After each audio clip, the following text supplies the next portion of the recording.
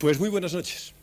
Después de 3 años largos de andadura aquí con estos 50 minutos, 55, sobre la calidad de la vida, primero en Voces sin Voz y después en Usted, por ejemplo, el de hoy es el último programa.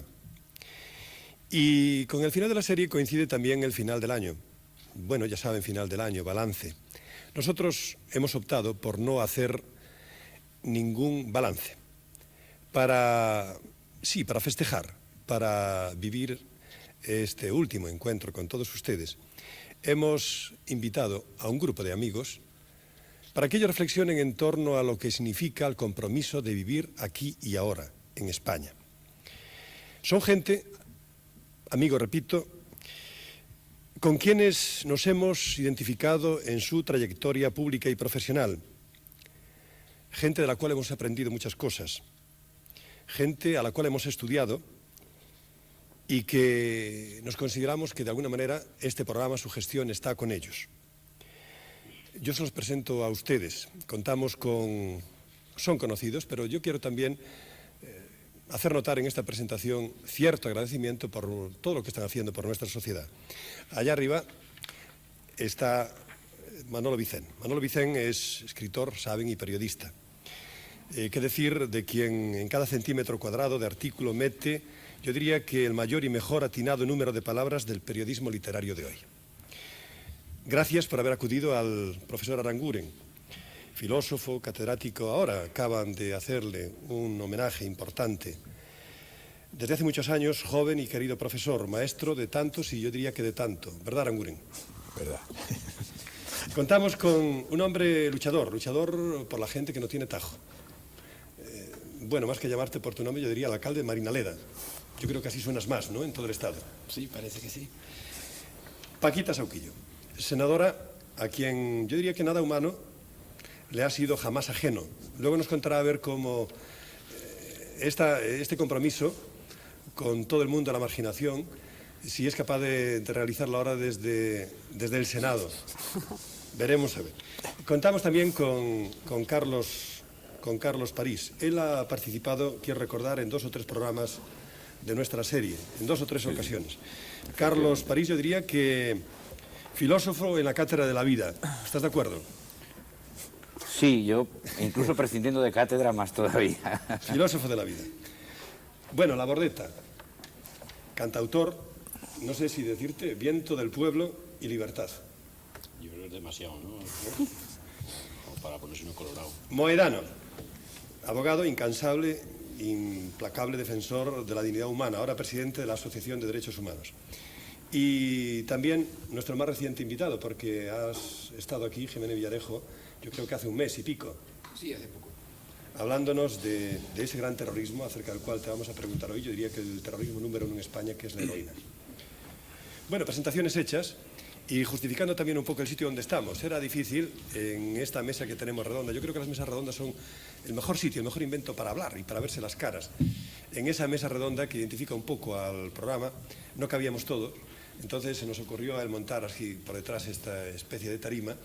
Pero yo creo que nos vamos a ver todos muy bien, que vamos a poder hablar en el tiempo que tenemos por delante. Aranguren, empezamos por ti. A mí me chocó estos últimos días algo que estás diciendo, y lo dices con la persuasión, la utopía y la fe, que haces todas tus cosas, que fuera los filósofos de laboratorio, aquellos filósofos de Kant, Hegel, Kierkegaard, toda aquella gente. No, que ahora los filósofos tienen que pensar menos en premisas, en silogismos y todas estas historias, y tienen que comprometerse más con la vida de los marginados. Esto me parece un hallazgo importante. ¿Vais por ahí los filósofos de ahora? Yo no sería tan rotundo como lo has sido tú ahora mismo. A mí me parece bien que siga habiendo filósofos que se ocupen del ser y todo lo demás. Lo que ocurre es que también tiene que haber otros, más a ras de tierra, que se preocupen de los problemas que son los verdaderamente importantes, son todos, pero los por antonomasia urgentes. Y se diría que un filósofo que quiere estar en la realidad, por una parte, y aquí tenemos a Carlos París, que se dedica a ello, quiere ser un filósofo de la ciencia. No quiero decir con eso que él lo sea solo de la ciencia.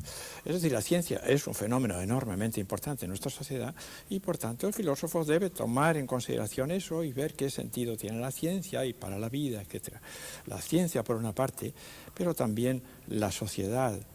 Y la sociedad tiene sus portavoces, se supone que sus portavoces son principalmente los diputados y senadores, pero hay una fracción muy grande y cada vez más grande de la sociedad que no tiene portavoces.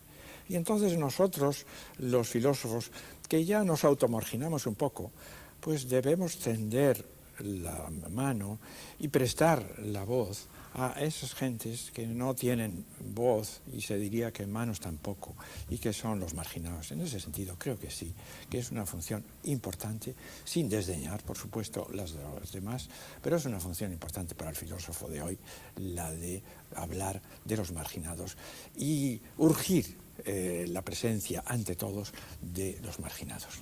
Y Carlos París, esto que dice Aranguren suena muy bien. Pero yo tengo la impresión, en este programa se ha dicho muchísimas veces, de que hay una ruptura importante entre el compromiso del intelectual serio y la práctica de los políticos. Es decir, ¿qué tal los lleváis los filósofos ahora mismo en España, los intelectuales, para generalizar un poquillo más con los políticos? Bueno, es una idea muy repetida en estos años el que ha habido una falta de participación de los intelectuales en la vida política española y sobre todo se establece una comparación con lo que fue la Segunda República, que era una república característica de intelectuales. Yo creo que en gran parte esto es verdad y que además tiene unos orígenes pues desdichados en la historia de la vida política española, en que no se puede tampoco reprochar exclusivamente a los políticos esta separación o este divorcio, sino que también es culpa de los intelectuales. Es decir, en España ha habido una tradición del intelectual desde mediados del siglo pasado, desde el krausismo y la institución libre, el intelectual que tiene una vocación pública, pero totalmente al margen de la política, y que quiere entonces adoptar una actitud como era la de los ilustrados, por ejemplo, una actitud aleccionadora de cara a la sociedad, de educación pedagógica, ética, de la sociedad que le rodea y que, sin embargo, la política la desprecia. Es una actitud que a mediados del siglo XIX ya ha perdido sentido, cuando realmente la vanguardia que querían ser los ilustrados ha sido desplazada por el movimiento obrero, por las luchas de clases, y realmente en este sentido yo creo que ha habido unas actitudes de los intelectuales también en España muy desfasadas de lo que debería de ser un compromiso más profundo de ellos. Pero también ha habido por parte de la política española históricamente una penuria de carácter intelectual que es igualmente lamentable, ¿no? De manera que es cierto que hay un determinado divorcio, quizá es un lugar común que se ha repetido mucho, que habría que analizar, pero en gran medida yo creo que es cierto y que responde a esta situación de nuestra tradición política y de nuestra tradición intelectual. De alguna manera, Carlos París y profesor Aranguren, esto que se dio en llamar el cambio, que nos ilusionó mucho a todos, se está ocupando de que ganen en mejor vida, en calidad de vida, esos grupos marginados, que son muchísimos en este país. Ahí está el paro, ahí están las drogas, ahí está la gente de las cárceles, ahí están, bueno, una serie de lacras sociales, ¿no? Ahora en estas fechas de Navidad, telespectadores, la gente vieja, la gente mayor, que está muriéndose de tristeza y de frío en muchas casas, sobre todo en las grandes ciudades abandonadas de todo el mundo. Y que es más infeliz precisamente porque ahora es Navidad y parece que la Navidad de alguna manera está convidando a ser más humanos, a disfrutar más, ¿no?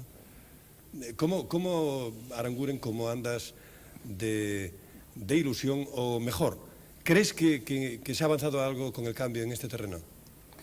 Bueno, probablemente nuestros gobernantes se han interesado sobre todo en resolver, no digo que los hayan resuelto, pero lo han intentado o lo están intentando, problemas más bien estructurales e institucionales, y realmente yo no creo que sea exagerado decir que estos otros problemas, los que nos conciernen, sobre los que tú nos estás ahora interpelando, no son los que tienen inmediatamente a la vista.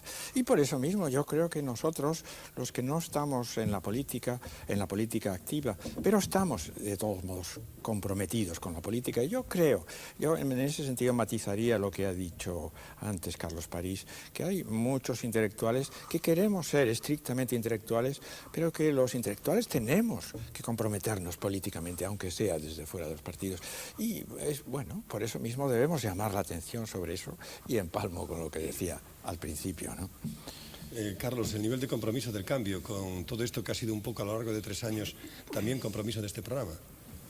Sí, bueno, yo creo que es muy reducido, primero porque yo no veo el cambio, pero aparte de este hecho, lo que está dominando realmente nuestra situación es más bien toda una dinámica de tipo económico, político, en la cual sería interesante observar cómo el fenómeno de la marginación a que ha aludido José Luis es un fenómeno que tiene unas características distintas, porque yo diría que estamos, desde que se ha iniciado la crisis económica y con todas sus consecuencias sociales, morales, de todo orden, estamos viviendo la marginación como un componente de la sociedad.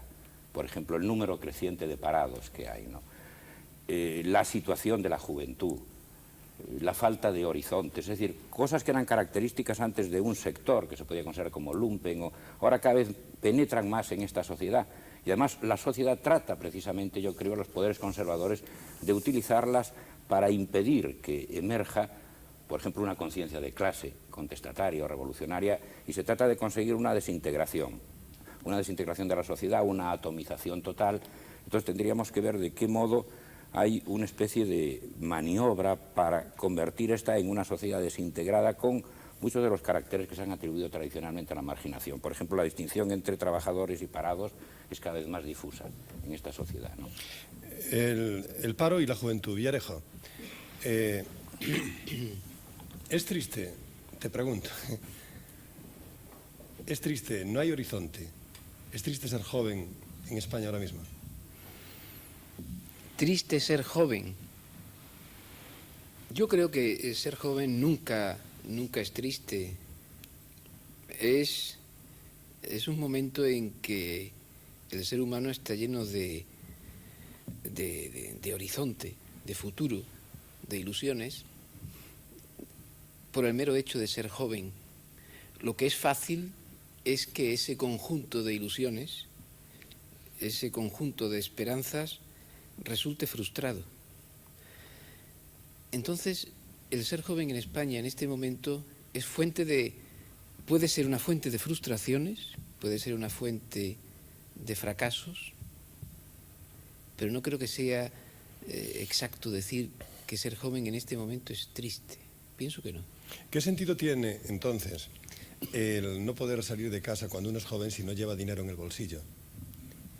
¿Y qué lectura hay que hacer tú lo sabes muy bien, Sí. es tu gran caballo de batalla, de la gente que por falta de horizontes y cansados de vivir, todavía jóvenes, cansados de muchas cosas, se refugian en la heroína y en las drogas en general, las bebidas alcohólicas? Bueno, yo siempre he sostenido y sigo sosteniendo que en el origen del consumo de determinadas drogas hay un componente de frustración personal, es decir, hay una biografía truncada, pero que esto no es la única causa ni la causa más importante. Yo creo que hay, por supuesto, razones o motivaciones o condicionamientos sociales que empujan a la droga, pero hay sobre todo, y antes que ninguna otra cosa, un gran negocio montado en torno a la droga, una oferta criminal, yo diría que criminalmente planificada y sistematizada, que se encarga de capitalizar, en todos los sentidos de la palabra, las frustraciones, las contradicciones, los fracasos, la falta de horizonte a que tú te has referido. Y se encarga de capitalizar todo eso que en definitiva no es más que un caldo de cultivo para enriquecer a los que en definitiva están controlando el gran negocio de la droga. Quiero decir, en definitiva, que lo más importante desde el punto de vista causal es la existencia de una oferta. Es decir, el hecho de que la droga constituye el primer negocio de nuestro tiempo, con el tráfico de armas probablemente. ¿Y qué hacéis vosotros, el aparato del Estado, para que esto no ocurra? No sé, El aparato del Estado tiene que hacer muchas cosas, algunas las hace y otras no, todavía. Es decir, el aparato del Estado yo pienso que tiene, ante todo, que evitar que exista esa oferta tan agresiva de la droga, lo cual naturalmente supone la planificación de una prevención policial y de una represión judicial adecuada, pero también el aparato del Estado se debe preocupar de ejercer una función de prevención primaria, de educar a la gente para la salud desde muy pequeño. De educar desde muy pequeño a la gente para... Sí, pero perdón, Villarejo, esto a larga distancia, pero ahora mismo el drama, ¿Sí? la tragedia de miles de familias españolas, Sí. ¿cuántos heroinómanos hay en España? No lo sé, las cifras que se manejan son generalmente poco fiables. Bueno, pero así, Se vamos. dicen 75, 80, 50 y realmente se habla un poco por hablar porque no hay datos objetivos que nos permitan extrapolar estas cifras. Bueno, como quiera que sea, son miles de familias. Sí, claro. Bueno. ¿Qué hace una familia de estas con un hijo heroinómano en España, cuando tenemos el desafío de la salud, que debiera ser un servicio eficaz, gratuito, al alcance de todos? ¿Qué hacer con un hijo heroinómano en España? Realmente la pregunta es muy compleja porque no hay una sola respuesta. Es decir, no todo heroinómano exige el mismo tratamiento. No todo heroinómano, por ejemplo, hay que meterle en una granja agrícola o en una comunidad terapéutica. No todo heroinómano es ya un marginado, sino que hay heroinómanos que tienen un trabajo y que tienen una familia estructurada y que pueden con relativa facilidad salir de su dependencia. Entonces, la sociedad tiene que dar una respuesta muy diversa al problema de la heroinomanía. El problema es que esa respuesta diversa, plural, de calidad, en todo caso profesionalizada, todavía no la ha dado la administración pública. ¿Y a ti te han dado medios? Porque Bueno, en nuestro programa hace ya algún tiempo te quejabas, luego estuviste en el Senado, de que te había nombrado fiscal antidroga para todo el Estado, pero casi nada más que tenías el nombre. Bueno, yo realmente no tengo que hacerle frente a ese problema que tú has apuntado de la toxicomanía, No de la curación, de la represión del tráfico. de la prevención Sí. y de la investigación, de la represión policial y Sí, judicial del tráfico de drogas. Sí que tengo que dar una respuesta. Yo en este momento lo que más echo de menos, me parece que te lo dije en el último coloquio, es una, digamos, una perfilación, una configuración clara de la figura que en este momento represento. Pero vamos, Villarejo, eres buena gente, ya te lo dije en aquella ocasión. No, si voy a ser muy claro. No. En los presupuestos generales del Estado, que van a empezar a funcionar el año que viene, Sí. ¿a ti tienes dinero? ¿Hay dinero para ti, para tus...? No, perdona, si no hace falta que yo tenga dinero. Yo, Hombre, necesitarás una policía. eso no es dinero, eso es autoridad. Pero si no hay gente dedicada a eso, No, sí, porque no hay presupuesto, no, lo que y quiero porque no decir- se da abasto. Lo que quiero decirte es que los órganos del Estado que tienen que luchar contra esa plaga social que es el tráfico de estupefacientes ya están. Habrá que aumentarlos, probablemente. Habrá que dotarlos mejor. Pero por lo que a mí se refiere, yo no necesito dinero para nada. Yo lo que necesito sencillamente es que esté muy clara la relación de dependencia que la Policía Judicial tiene con respecto al fiscal especial. Así de claro. ¿Y ahora qué relación tiene? Ahora mismo, por eso te decía al principio, y tú lo has tomado un poco a broma, que lo que necesito es una configuración normativa perfectamente clara, porque es que las normas no están tan claras. Bueno, o sea que un poquillo casi podemos concluir que está casi todo por hacer, que hay mucho por hacer en el primer terrorismo en este momento. Lo decía además un general ilustre, el general Santamaría, que es el primer terrorismo que hay en este momento en España, la heroína, ¿no? Sí, bueno, yo creo que es un problema más grave que el del terrorismo, porque es un problema que no está localizado geográficamente, ni creo que pueda resolverse por medidas políticas, en definitiva. Es decir, el problema de la heroína se parece mucho a un genocidio. Es un terrorismo en cuanto que, en definitiva, se está manejando, instrumentalizando y negociando con algo que degrada a la persona y que puede matarla.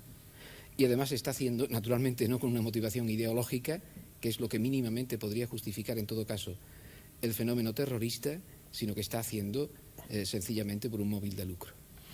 El compromiso, decía yo al comienzo, de vivir en España. Para reflexionar sobre esto hemos invitado a estos amigos.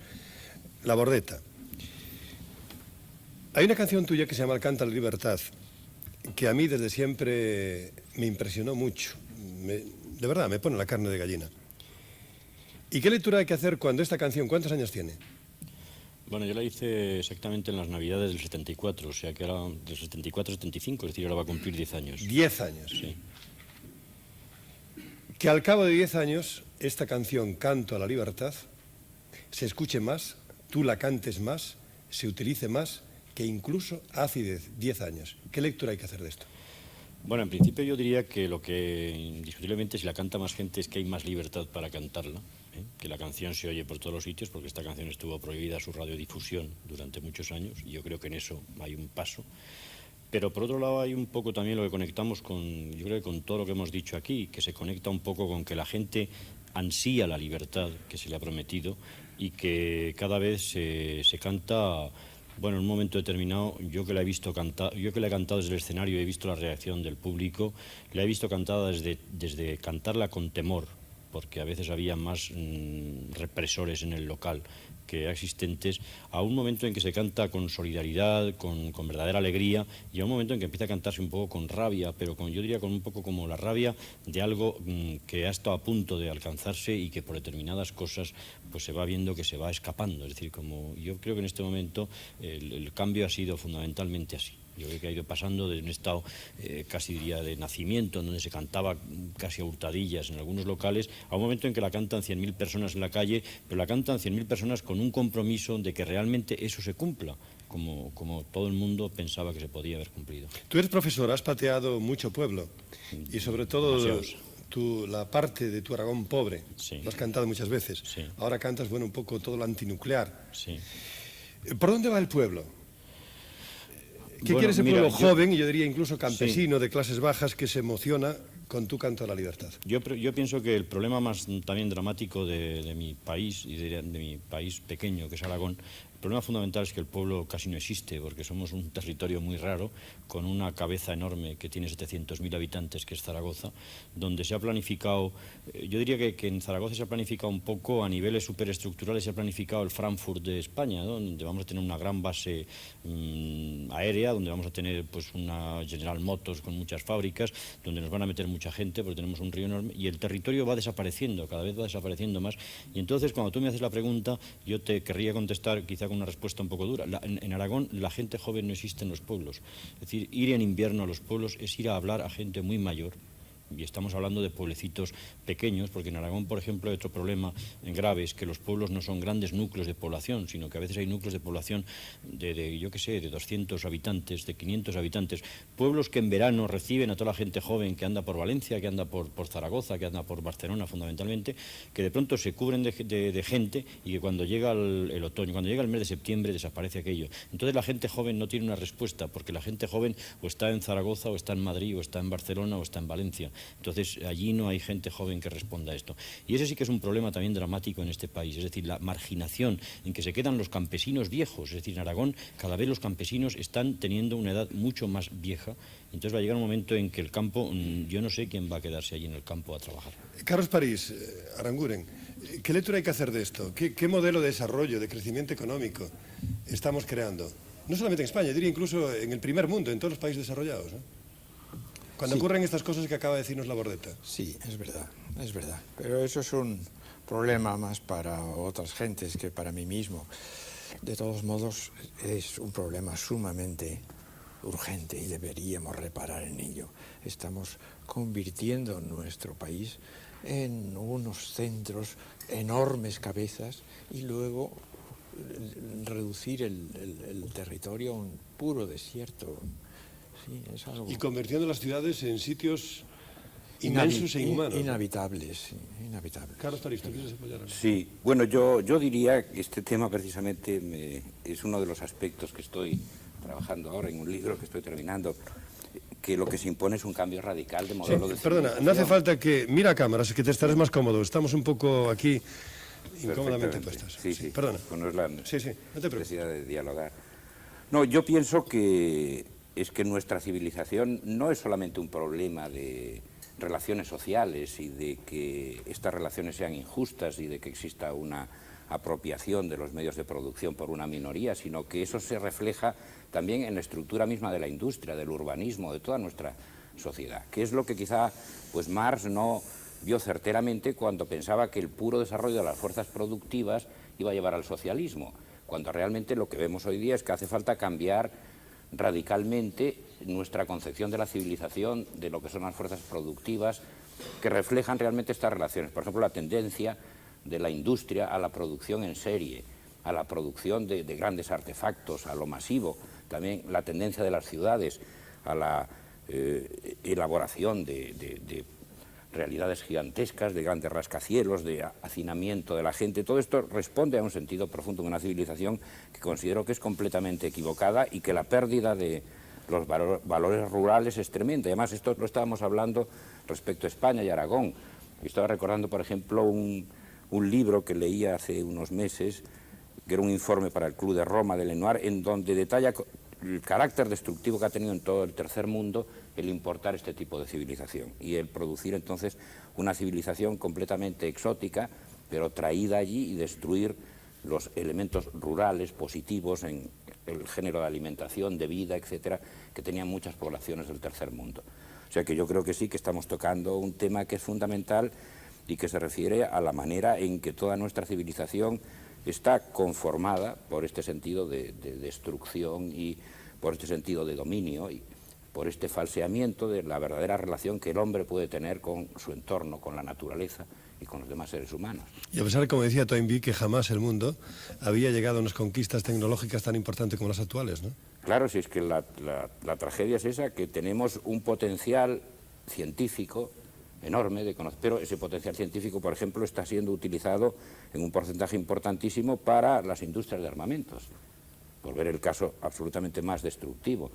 Y en otros casos, qué sé yo, pues es la problemática que se ha discutido muchas veces en todos los órdenes de la vida, de la educación, de la sanidad, de qué manera los modelos actualmente vigentes son modelos muy deshumanizados, muy dominados por la industria, es decir, es el producto el que se impone al hombre, en lugar de ser el hombre el que se realiza a través de un tipo de productos más adecuados a las exigencias verdaderas de su vida. Bueno, vais a permitirme que hagamos una pausa para que suene eso que llaman publicidad.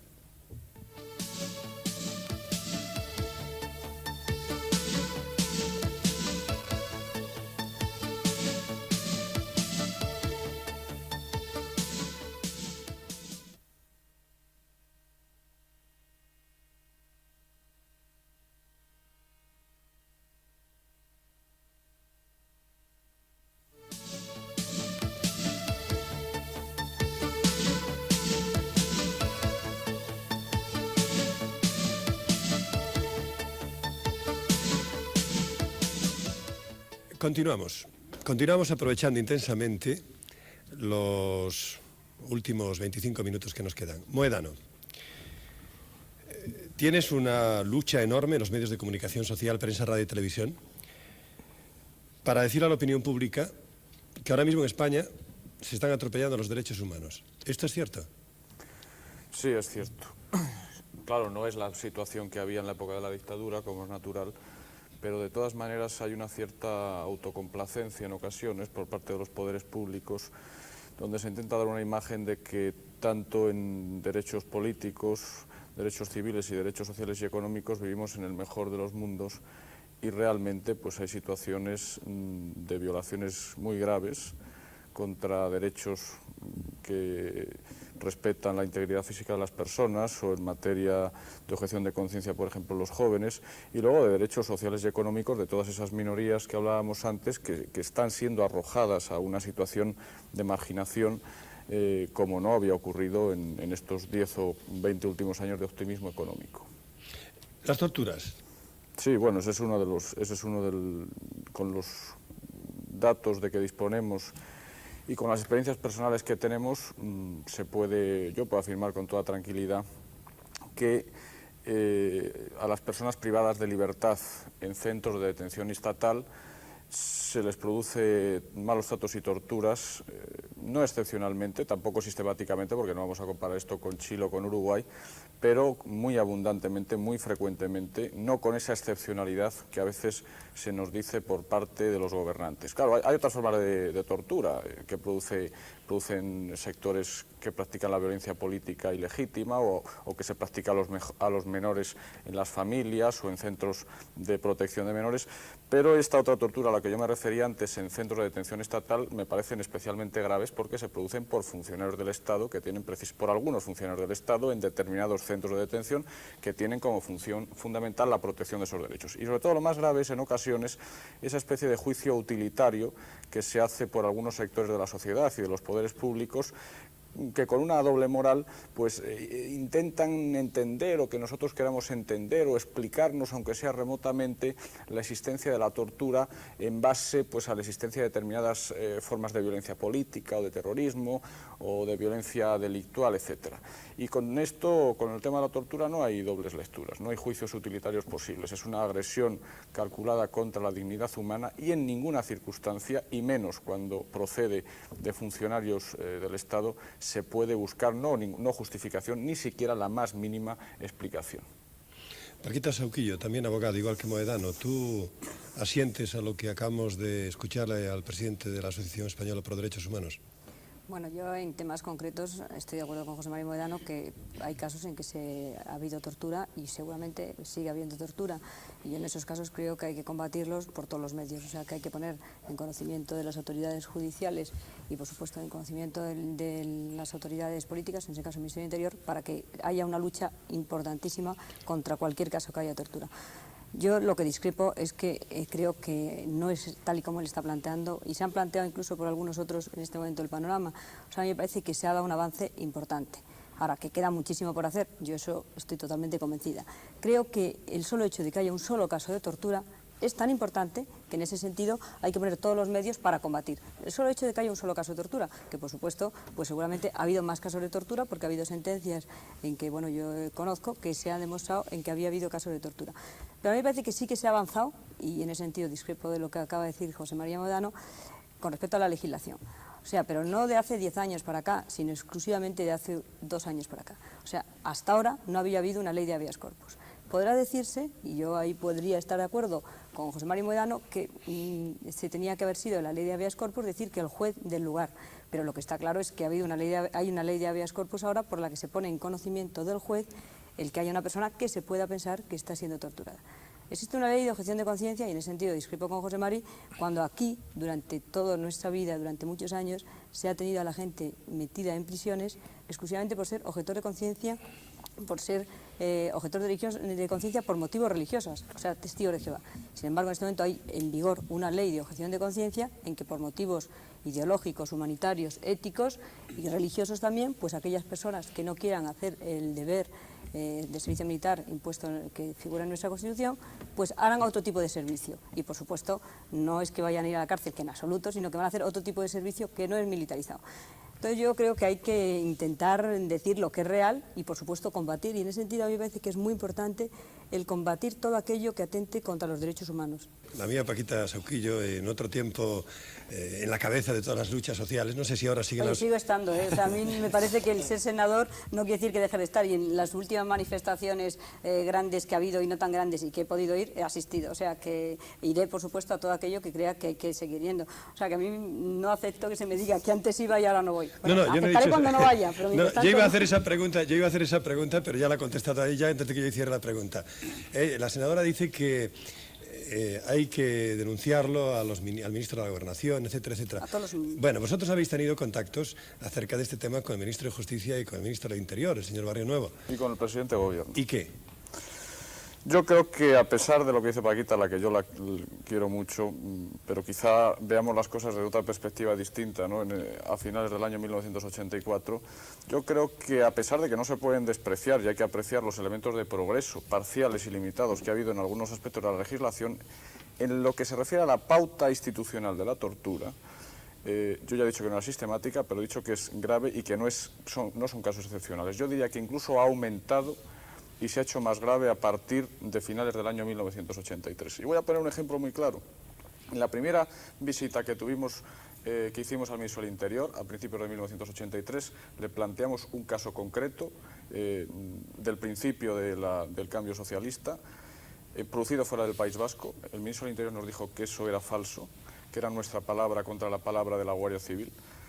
Posteriormente a esos guardias civiles se les condenó por la audiencia de Gerona y, para nuestra sorpresa, después de condenados, al jefe de ese destacamento, que está condenado por 7 delitos de torturas, se le traslada al País Vasco este año, condenado ya, y ha sido procesado en el País Vasco nuevamente por estos hechos. Esto no había ocurrido nunca, ni siquiera en la época de los gobiernos anteriores.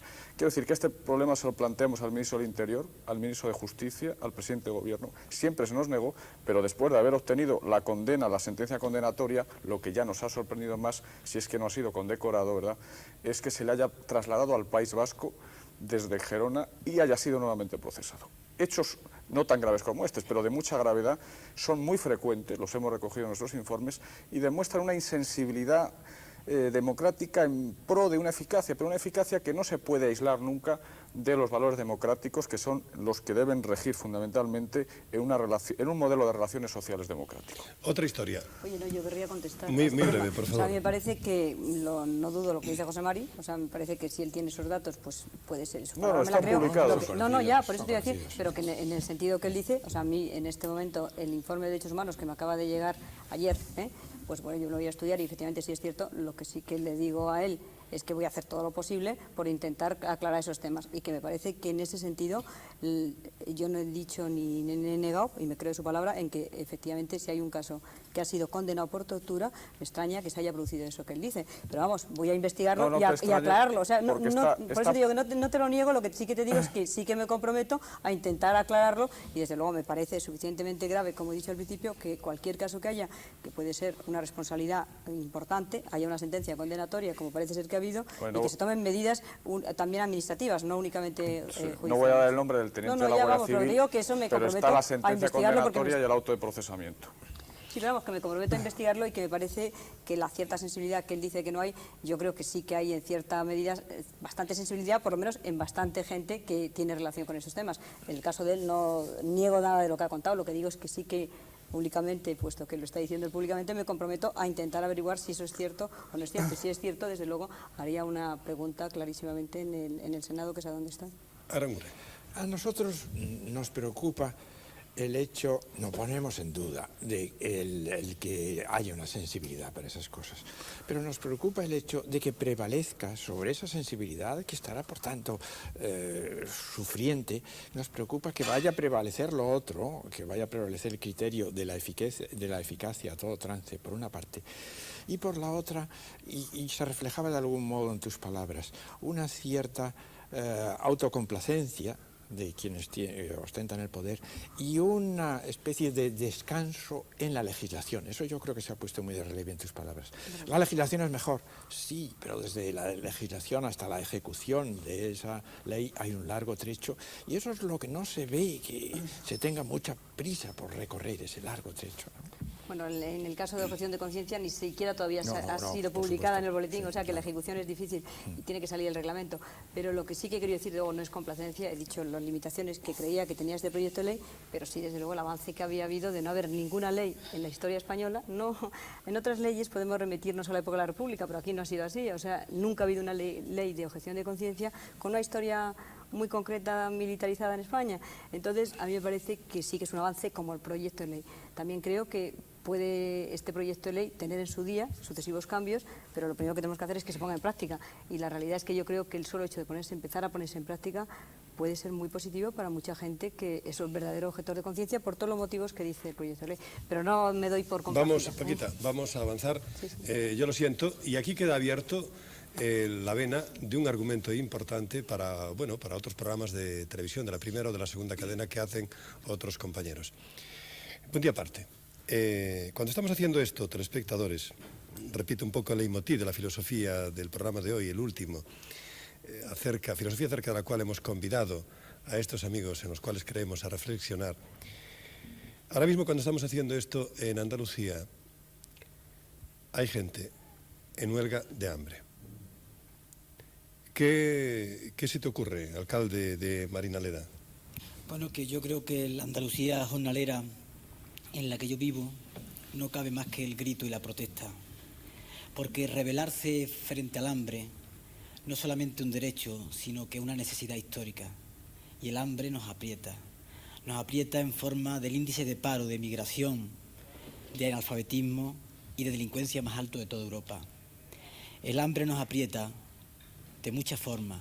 El hambre nos aprieta en forma de limosna, de ese subsidio humillante que nos está reconvirtiendo a los jornaleros en mendigos perpetuos del Estado y que nos están echando fuera de la vida, del oficio y de la tierra. El hambre en Andalucía, y eso es un derecho humano, el derecho a comer, creo que no hay derecho más democrático. El hambre en Andalucía, repito, son los niños sin escuela que en estos momentos están rebuscando garbanzos y aceitunas para que en su casa puedan comer.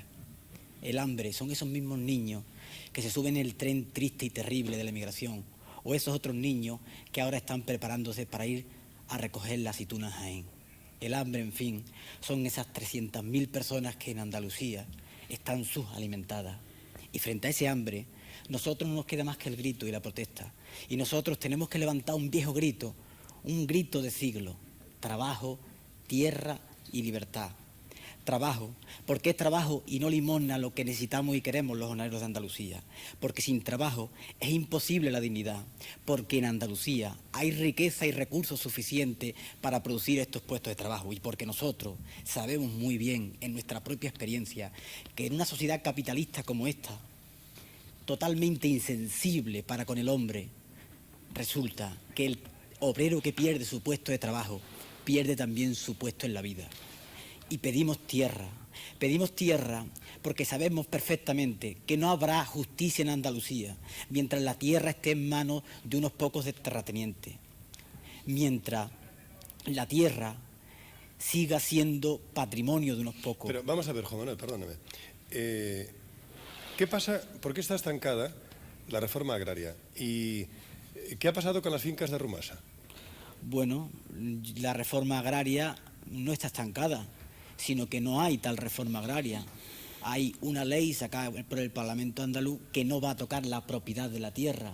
Y yo creo que la tierra no es de nadie, que la tierra, si alguien tiene que ser dueño de la tierra, ese alguien es el pueblo que la legitima desde su trabajo y desde su sudor. Hace falta, por tanto, que la tierra vuelva al jornalero. Y este proyecto del PSOE no contempla, no toca ese aspecto de la propiedad. Mucho más, y eso es increíble, cuando tenemos unas estructuras cuasi feudales en Andalucía, el 2% de los propietarios, y eso es una barbaridad histórica, económica y social, el 2% de los propietarios posee el 50% de la tierra. Por eso decía que pedimos tierra y pedimos libertad. Y yo estoy seguro que al decir libertad, a algunos señores de la barriga llena y de los despachos enmoquetados les va a decir: este grito está ajeno y es extraño. Y sin embargo no es ajeno y ni es extraño, porque el grito de libertad es un grito actual, es un grito vivo en el pueblo andaluz, porque no hay libertad sin igualdad. Y en Andalucía los ricos cada vez son más ricos y los pobres cada vez son más pobres, porque no hay libertad sin pan.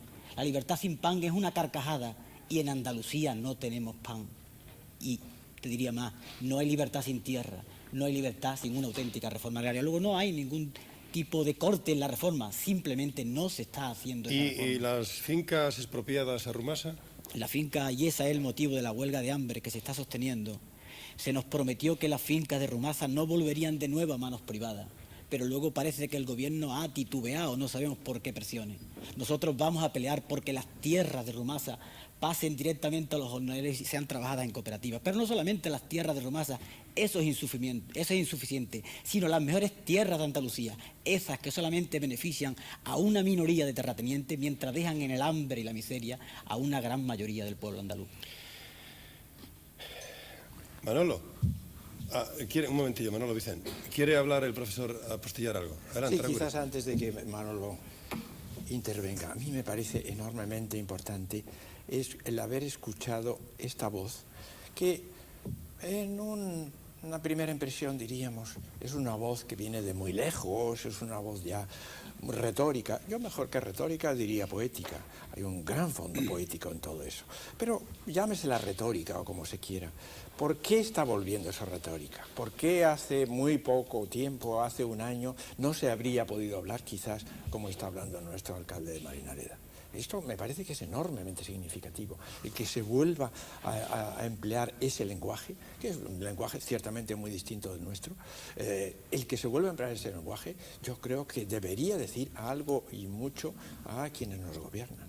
cada vez se va a generalizar más ese lenguaje, ese tipo de lenguaje, ese lenguaje que se mueve entre la desesperación y, si se quiere, la retórica, pero es una retórica desesperada y hay que dar alguna voz a los que no tienen más que la desesperación. Eso yo creo que es una buena llamada para quienes deben escucharla. Manolo Vicent, que hasta ahora no has dicho nada.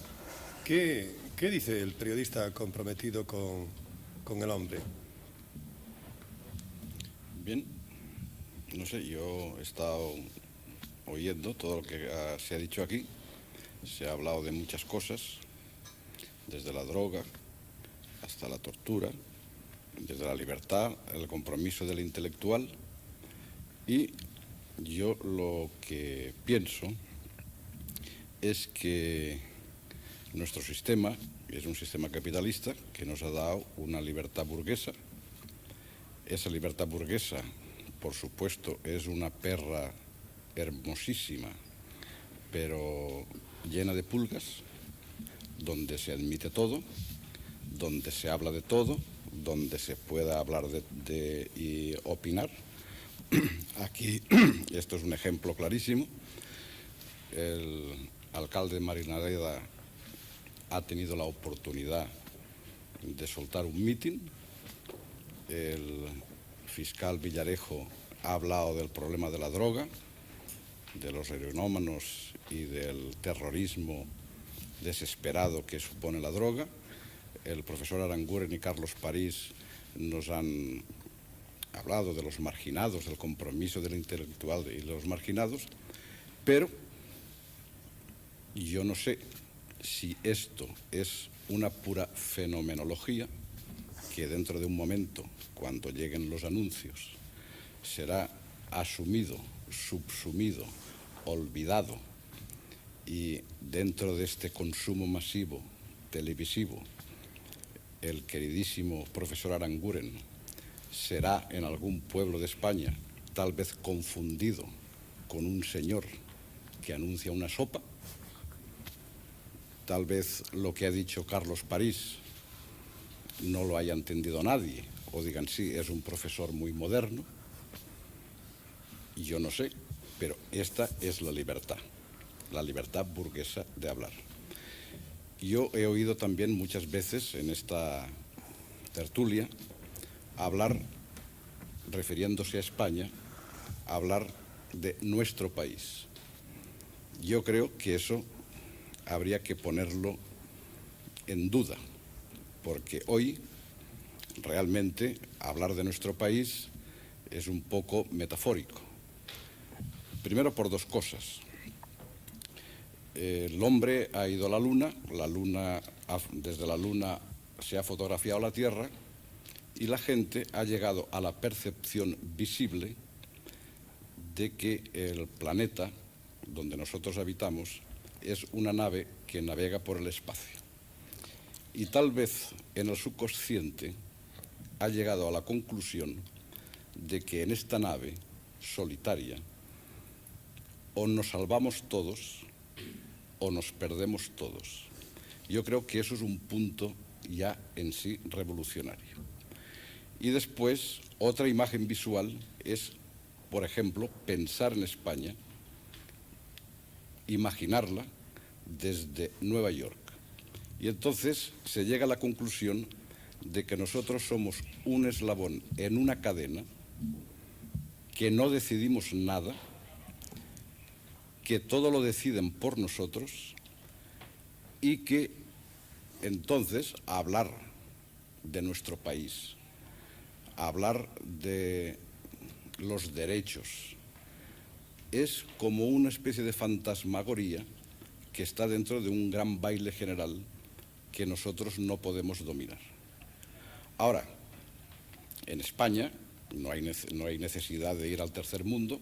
En España hay bolsas de pobreza, vas a Vicálvaro y ves zonas, ves barrancadas llenas de chabolas, que es exactamente igual como la India. En España se tortura, en España hay drogadictos, en España hay injusticias flagrantes, pero en España se puede hablar de todo.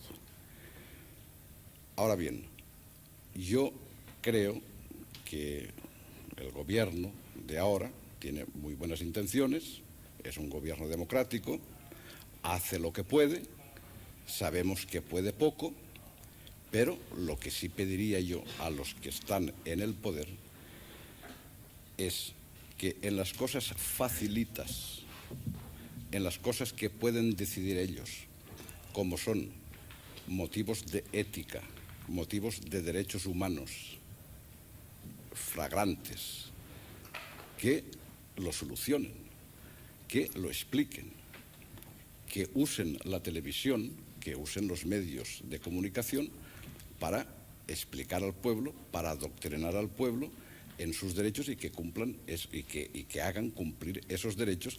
Ya sé que económicamente hoy el socialismo en España no puede cambiar nada, porque manda la máquina. Es decir, hoy la revolución consiste en romper la máquina. Pueden hacer levísimos correcciones de cálculo, pero que la máquina manda. Pero en los derechos humanos, en la ética, esa ética que nos prometieron un día en las elecciones, eso sí pueden hacer, que yo creo que no están haciendo todo lo que pueden hacer. Bueno, pues hemos llegado al final. Se ha consumido así de rápido nuestro tiempo. Han sido vuestras intervenciones luminosas y yo diría que en el fondo esperanzadas, de cosas que amamos mucho y que no nos gustan y que las queremos cambiar, ¿no? Las que han abierto la llave de muchas series, de muchos programas de televisión, como dice Manolo Vicén. Pero esto tiene que acabarse. Amigos, gracias por haber estado aquí con nosotros en este último día de Usted, por ejemplo. Y desearles a todos que el año que viene sea, estamos terminando también el año, se dice feliz año y tal, sea mejor un poco, por lo menos un poquito mejor que este en cuanto a la dignidad de persona a la hora de vivir aquí en España. Que mejoremos un poco todo eso que engloba el término calidad de vida. Nada más. Como saben, y como yo les dije al comienzo, esto se acabó. Usted, por ejemplo, ha finalizado. Y pues que no nos veremos de hoy en 8 días. Buenas noches.